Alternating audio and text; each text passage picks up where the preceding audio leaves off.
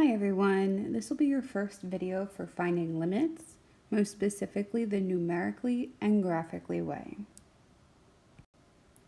So we do have an informal definition of our limit. So this is just giving you an idea of what we're finding, why we're using this word limit, and what the notation will look like. So the informal definition has some strange words here, but just trust me on it.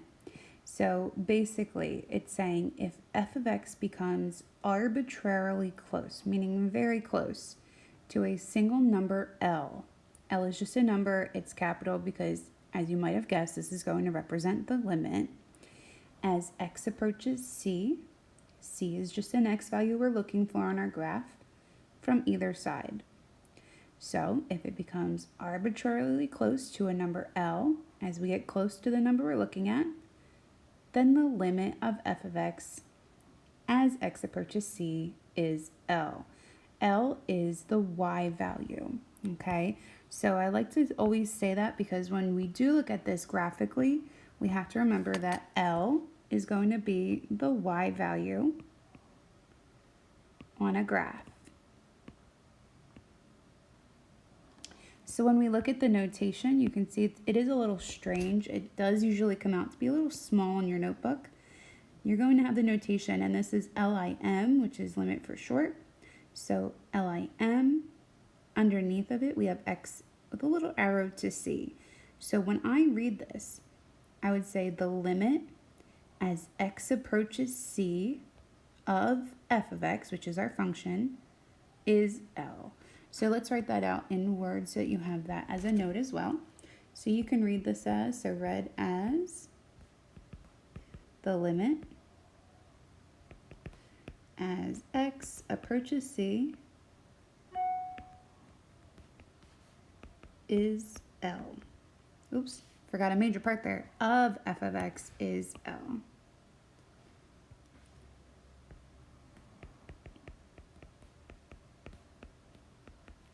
All right, so there you go. So that's how you can read this out loud. That's how you can read it in your head. That's how we understand this notation. So we do have 3 different ways to be able to find limits. We're going to go over 2 of them this week and the 3rd one next week. So our first 2 ways for finding limits, first 3 actually, all of them. So we have numerically, okay?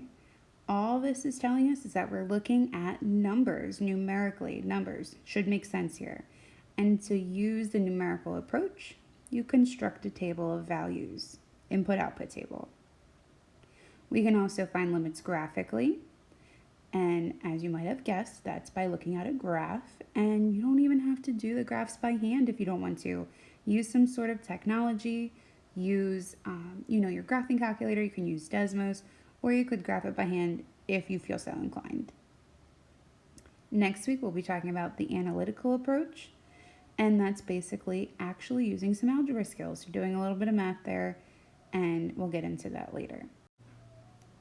Okay, so before we really jump into really finding all of these limits, we can also think about the times when maybe we won't have a solution, and you can have your little mean girls moment, and you can say the limit does not exist. So let's talk about why limits will not exist, and there's 3 different reasons.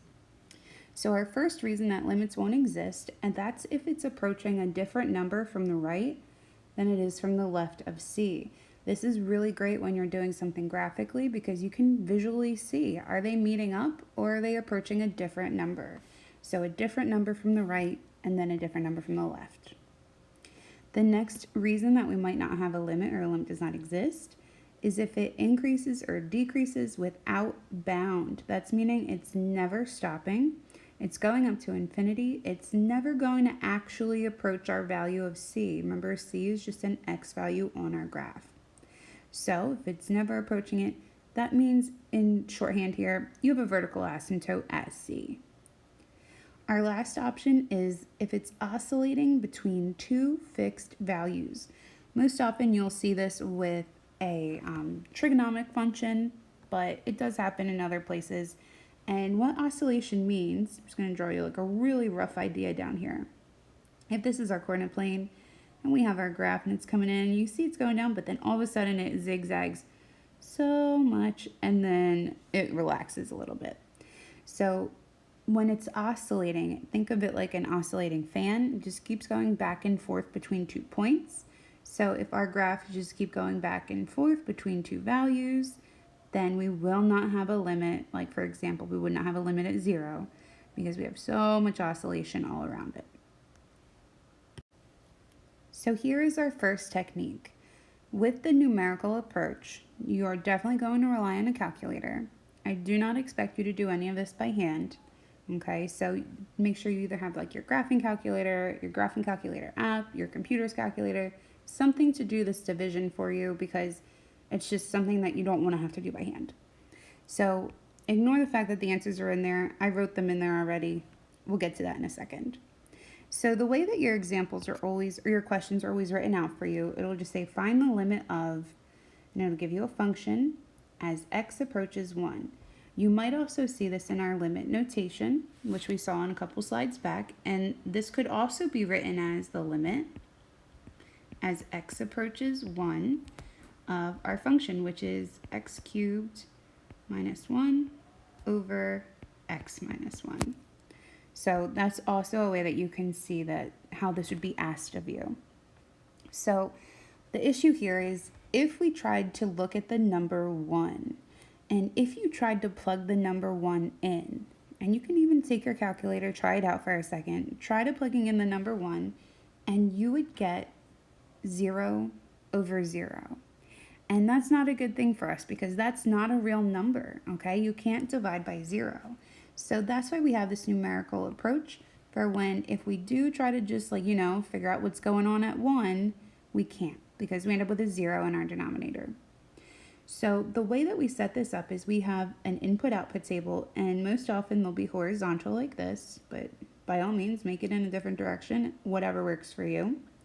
And you can see that we always have x on the top and f of x on the bottom. Remember, f of x is just like our y values, it's our output values. So we're looking and we are approaching the value of 1, right? So x is approaching 1. X is also approaching 1 from the right. So this is from the left and this is from the right. Okay, so think like if you were to start on the left side of your page or the right side of your page. We'll be using that wording a lot, so make sure you understand what I'm talking about from the left and from the right.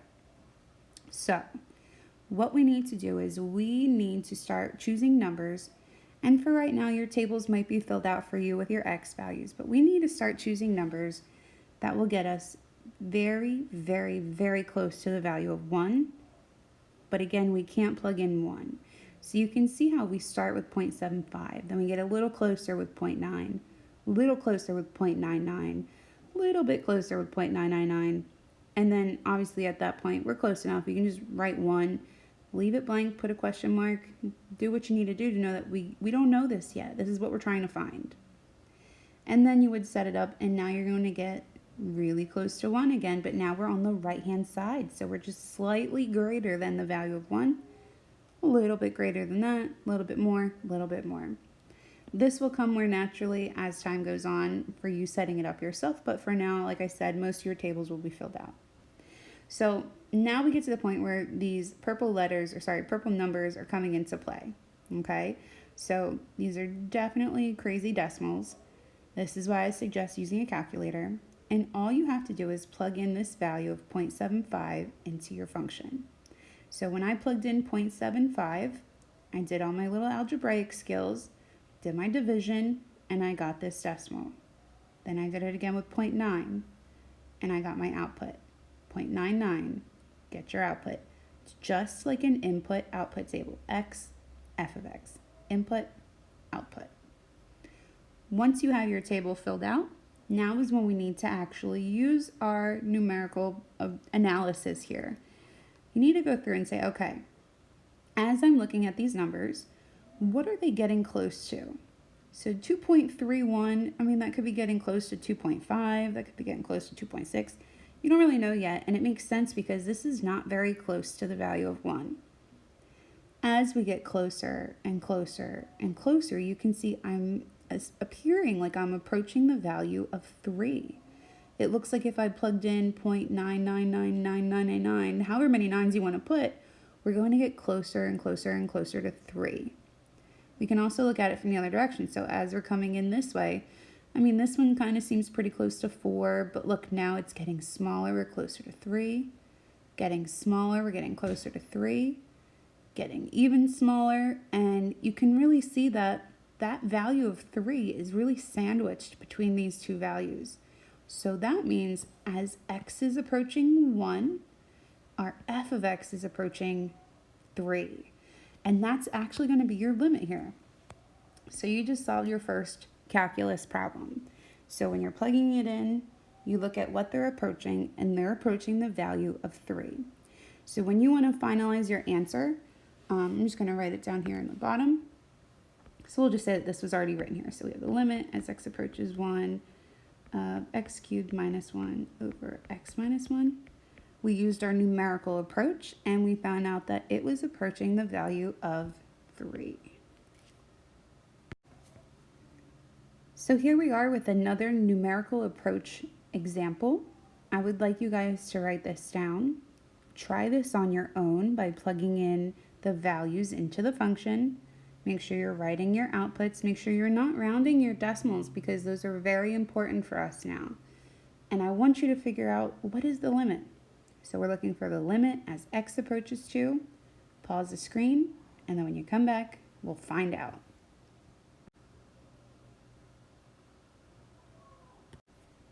All right, so hopefully you had some time to work on that last problem, and hopefully your values look similar to mine, and it should be very, very clear what these numbers are approaching. So as x is getting very close to 2, our f of x is getting very close to the value of 1. Now we can say that this is our limit because it's approaching 1 from the left, and it's also approaching 1 from the right, just like how before we were approaching 3 and 3. Now we're approaching 1, and we're approaching 1. So that gives us the ability to say that our limit, so we can write our final answer. So we're going to have the limit as x approaches 2. I'm just going to write f of x to save some time here. You would write your function there, equals 1. Put a box around it, put a star on it, highlight it, do something to let yourself know that this is our final answer. All right, so now that we have our numerical approach under our belt, now we can talk about our graphical approach. Now we have this same idea of just trying to find this f of x value as we're approaching a c value. So when we're looking here, we're going to make sure that we're looking from the left and from the right. Now generally when I have a piece of paper, or if I'm in the classroom or something like that, I'll use my 2 pointer fingers. I'll use my left hand and my right hand, and I'll just travel along the graph. So for instance, if I were working on this first problem here, I would travel along my graph, and the graph is the function that's actually graphed, not your coordinate plane.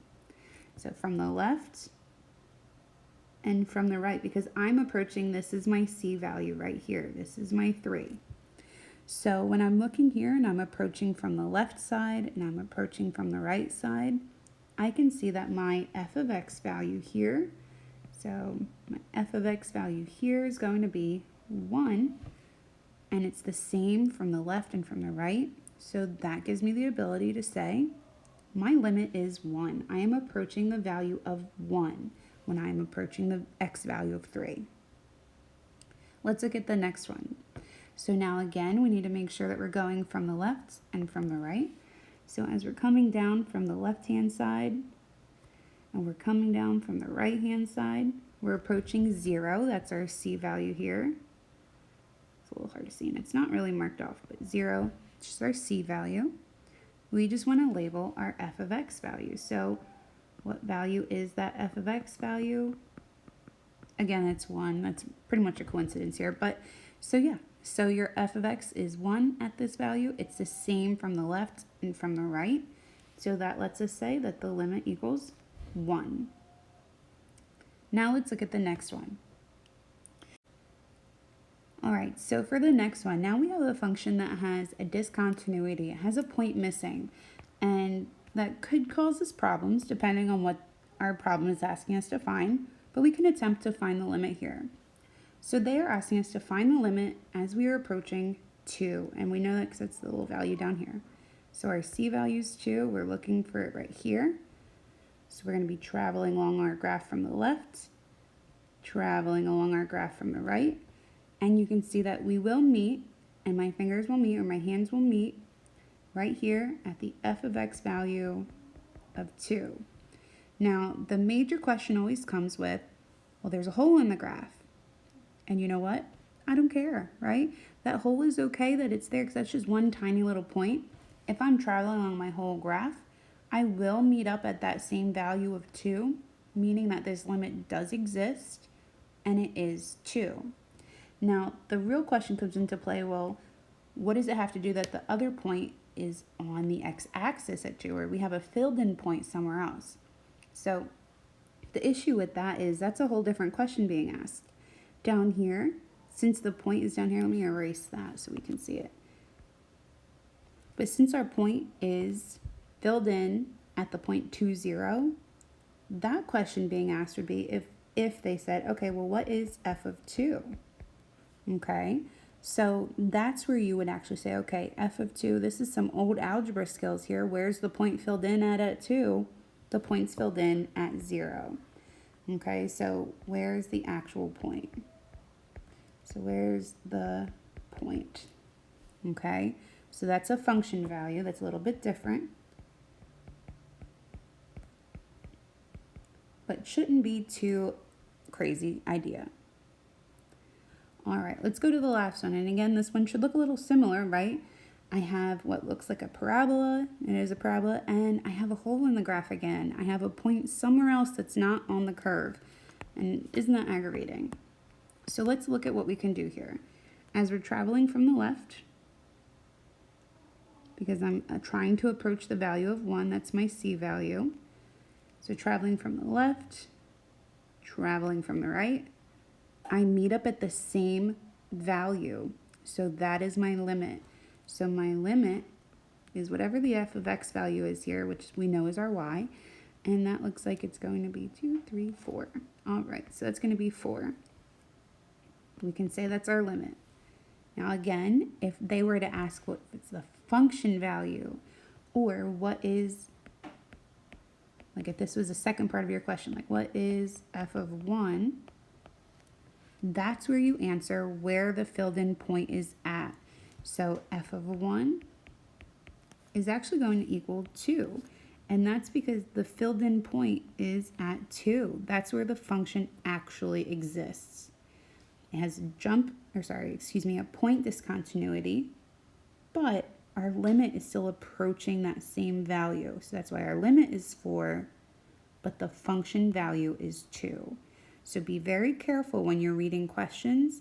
Make sure you're noticing notation. If it looks just like a limit, right? Like limit as x approaches 1 of f of x, that's a whole different question than asking you for instance, f of 1. These are two different ideas. So these are different ideas.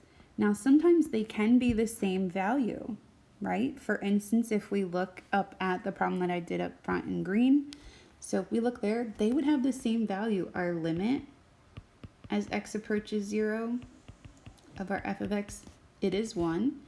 And if we look and we try to find our function value at 0, my point exists at 1. So they can be the same. They can also be different. So be very careful with realizing the notation here. So we did mention earlier instances where limits don't exist, where you get to say your favorite phrase and you get to say the limit does not exist and have all that good time. But let's see what this actually looks like. So let's start with the top left. When we're looking at the function up here, it's a crazy little piecewise function. You don't have to graph this yourself. You can use a graphing calculator. You can use Desmos. You can use something to help you visualize the graph if it's not provided. But let's look. So we're looking for the value of the limit when x is approaching 2. So as I'm approaching from the left, at the left-hand side, my f of x value is -1. And as I'm approaching from the right, my f of x value is a positive one. So hopefully we can realize that these are not the same numbers. So this limit does not exist. It's approaching a different value from the left and from the right. And you can shorthand does not exist. Hopefully that made sense, but if it didn't, so it does not exist, you can shorthand it to just a DNE, okay? So it does not exist. Again, you can visualize maybe your two pointer fingers traveling along your graph, one from the left, one from the right, and they don't meet up, okay? They don't end in the same spot, so this limit does not exist. And that's because we have a jump discontinuity. When we look at our next one, the one on the right-hand side, looking here, you can visually see we have an asymptote, okay? So that doesn't necessarily mean that any graph that looks like this, we can just write DNE. It all depends on this C value. If that's where our asymptote is at, then yeah, we're pretty good to say it doesn't exist.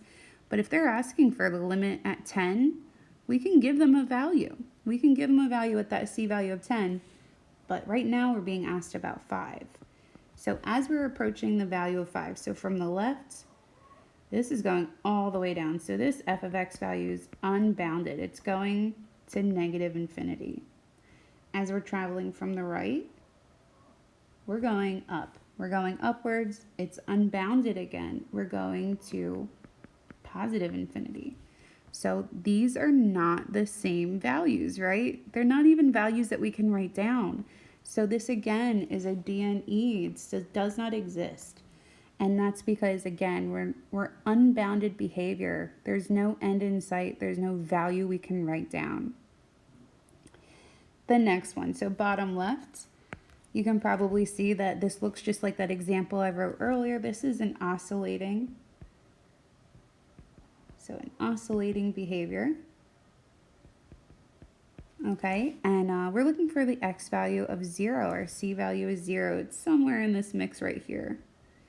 All right, so oscillating behavior does not exist. This one should be pretty easy to visualize and to see that if we're looking for x value that's in the middle of that little bunch of all your little oscillatings, right? Like how it's going up and down so many times here, limit does not exist. All right, and one last one just to show you off is that another trig function, we're looking at the value of pi over 2. So this is our c value right here. And as we're going from the left, we can go upwards. It's going to positive infinity. As we're coming from the right, it's going downwards, which is negative infinity. And just like the one above it, this is again a does not exist because it's unbounded. It's never going to reach a value. It's never going to stop. It's never going to have a point for us. So one last thing to talk about when we're talking about limits graphically, and that would be one-sided limits. So we have a little bit of different notations when we're talking about the limit from the left and the limit from the right. And you might recognize this one from the last slide, but we're just going to use the same graph again.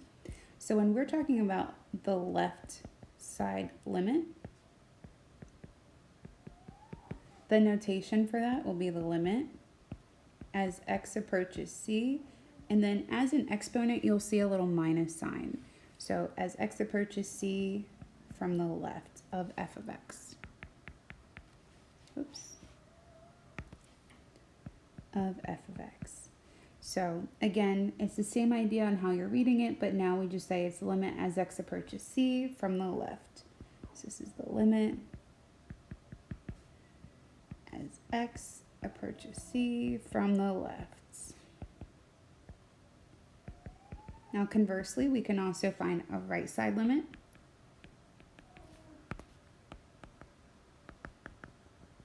Okay, and the notation for that might make a little bit of sense to you guys. So we have the limit as x approaches c, and now instead of a minus sign, it's going to be a plus sign, and of f of x. And that's in the exponent spot. So that one again, we can read it as the limit as x approaches c from the right. So we're going to find the one-sided limits for this function, and then we'll find its just limit, like what we've already found actually, but I'll just walk you through the process here. So first let's find the limit as x approaches 2 from the left. I'm just going to write f of x here to save space. So as I'm approaching from the left, I approach my c value of 2, it's right here, and I can see that my f of x value is at -1. Then we can do the same thing for the right-sided limit. So you would see it written as the limit as x approaches 2 from the right. So it's a little plus sign in the exponent spot of f of x. Now again, we're coming in from the right side of our graph, approaching that 2, and you can see again our f of x value is 1. So that's the value of our limit. And we've already talked about the fact that since these do not equal each other, our regular limit does not exist. Now again, this is a good way to be able to tell if the right side and the left side are equal. You can see it separately with the negative exponent from the left, positive exponent from the right. And if there's no exponent, that just means what's the limit? And that means that these need to equal the same value. This specific problem, they don't. So this problem is a denominator does not exist.